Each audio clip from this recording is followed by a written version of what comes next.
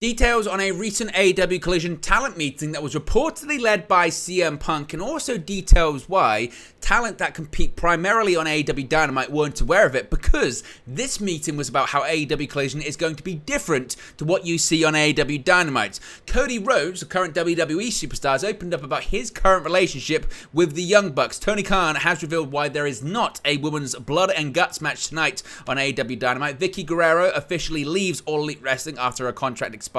An update on where AEW Dynamite is going to be taking place this Thanksgiving, keeping up a recent AEW tradition, and an update on how fans could be able to watch AEW All In at London's Wembley Stadium.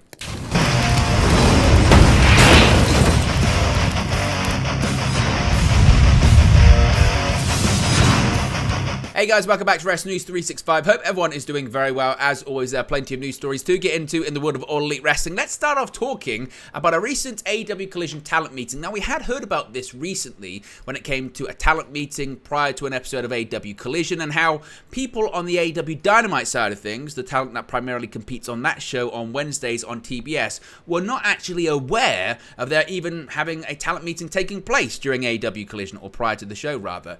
Now, according to Sean Rossap of Fightful Select, there was a talent meeting ahead of the July 8th episode of AEW Collision that they have now learned a bit more about and are sharing more details on. Now, Fightful say when they heard that there was a talent meeting at that episode of Collision, they shortly found out later that it actually didn't make its way to talent who weren't there or are typically featured on Dynamite more than Collision. Obviously, there is a somewhat of a soft roster split right now in AEW, but not an official one, and certainly not a hard brand split. Now, the reason why those talents that either weren't at the show or primarily compete on Dynamite hadn't heard about it, there is a good reason for that, it seems, as a large part of the meeting was about how AEW Collision has differentiated itself from Dynamite to the point where many of Dynamite's usual detractors have actually taken a liking to AEW Collision.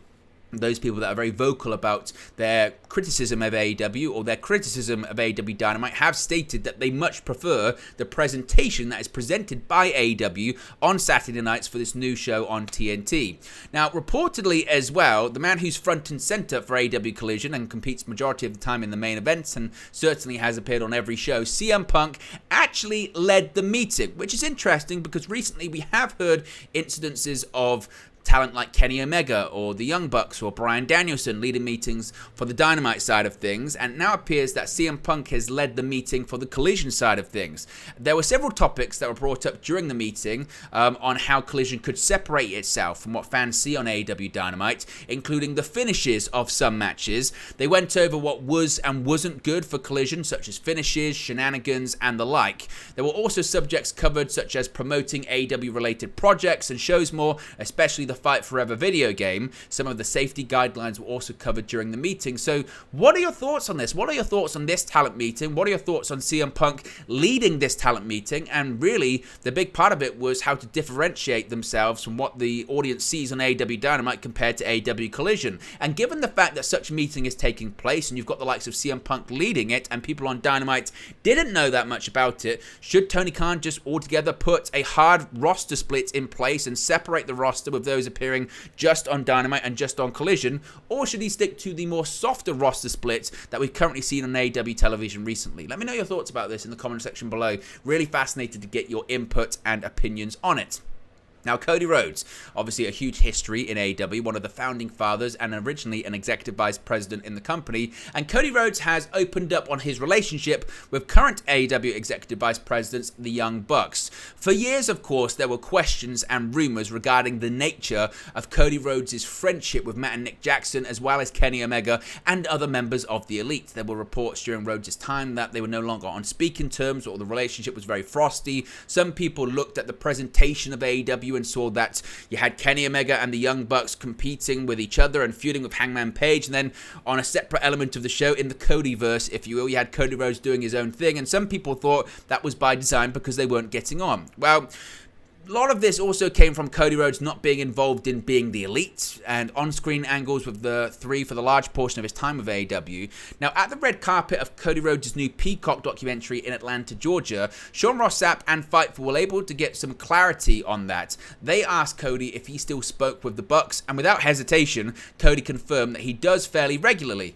He said that without them graciously allowing BTE footage in his documentary, that it probably couldn't have happened. He said that even if he never shares the ring with the Young Bucks and Kenny Omega again, they're bonded for life due to what they did together. Now, they spoke to Cody on a variety of things, including leaving AEW, Triple H, and the throne smashing, and much more. There's going to be a full interview that comes out later on, so be sure to check out Fightful's YouTube channel and their websites and their Patreon for all that. It's well worth a watch, well worth a read, and it's only, I think, $5. So certainly it's going to be interesting when it comes to that. And also, as well, I'm sure his interview and plenty of interviews that he's going to be doing in the build-up to his documentary being released is going to create a lot of headlines. So when indeed it does, we'll cover it here on the channel. But what are your thoughts on Cody Rhodes opening up on his relationship with the Young Bucks, saying he still talks to them on a regular basis? Do you believe him, or is it Cody just playing nice for the media? Blood and Guts tonight on AEW Dynamite on TBS, and some people have wondered, why haven't we seen a women's Blood and Guts match, and why aren't we seeing one tonight? Well, of course, on tonight's episode of AEW Dynamite, the Blackpool Combat Club, Konosuke Takeshita and Pac go to war with the Golden Elite in a brutal Blood and Guts match. However, it seems like the promotion was also building towards a second encounter in the massive steel structure involving the Outcasts versus a team led by Dr. Britt Baker, DMD, and Jamie Hayter. For one reason or another, it never came to fruition, and Tony Khan, the AEW president and CEO, has finally addressed why. During the media call for the Ring of Honor Death Before Dishonor event, Fightful learned that the AEW boss cites depth issues as the reason for leaving a women's Blood and Guts match off the card tonight. He said that due to a number of injuries that have recently plagued the women's locker room, including Jamie Hayter, Thunder Rosa, and Willow Nightingale, who recovered and would go on to win the Owen Hart Foundation tournament, the match was, quote, not a feasible idea for them this year.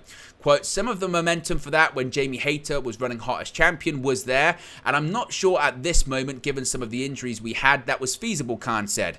Also, with so many of the women competing this week in the Owen Hart Cup tournament, it is a very hard-hitting match, and there is a lot of attrition to it. Santana still hasn't been back from last year. The women's division is pretty beat up. They've been beating the hell out of each other.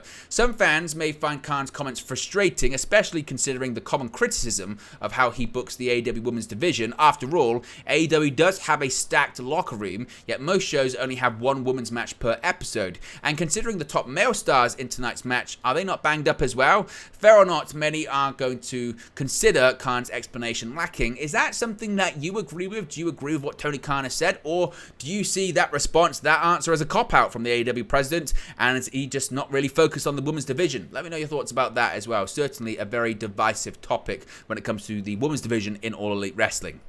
Vicki Guerrero is no longer All Elite. Vicki Guerrero's talent contract is officially up. According to Sean Ross Sapp of Fightful Select, after 2 years with All Elite Wrestling, Vicki Guerrero is no longer a part of the company, officially.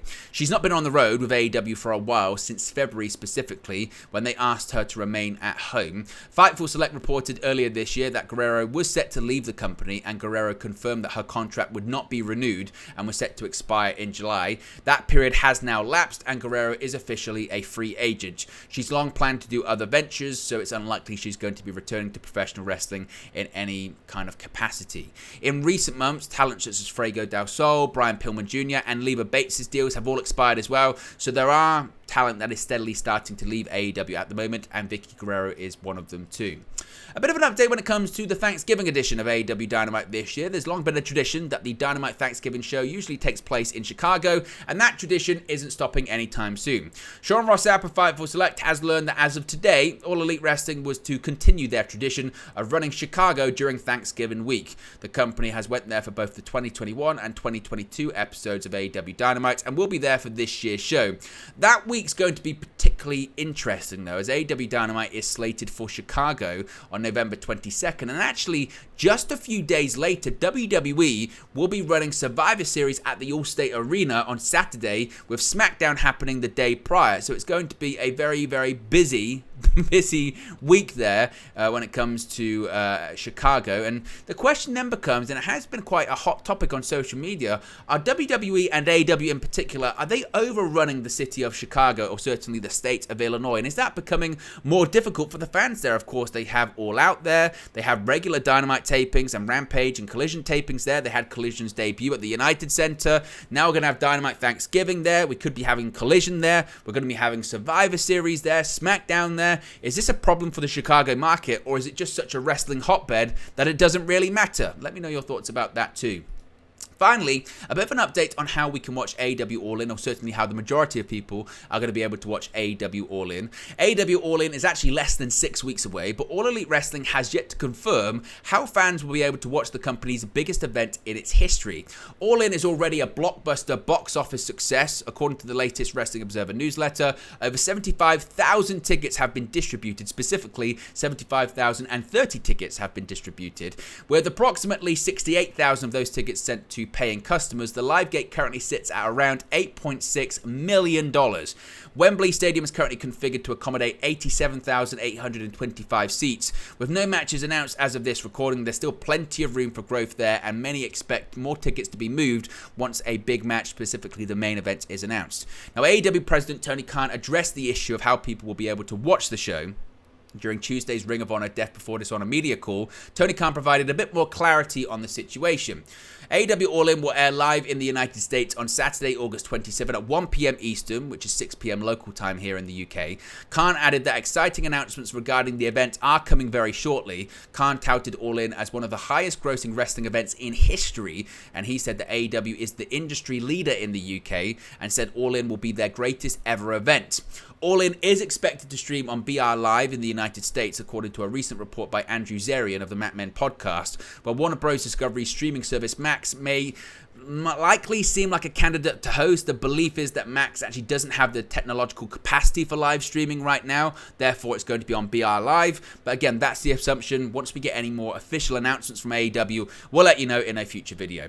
But there you go, guys. That's the latest AEW news for you. Be sure to smash a like on the like button. Be sure to subscribe bottom right hand corner. As always, let me know your thoughts in the comment section below, and I'll speak to you again very, very soon. Hey guys, thank you for watching, listening, streaming, or however you come across this video today. Be sure to click on the video on the right there to watch our next video, or click the bottom there to subscribe, or the bottom right hand corner. Thank you very much, and I'll speak to you again very soon.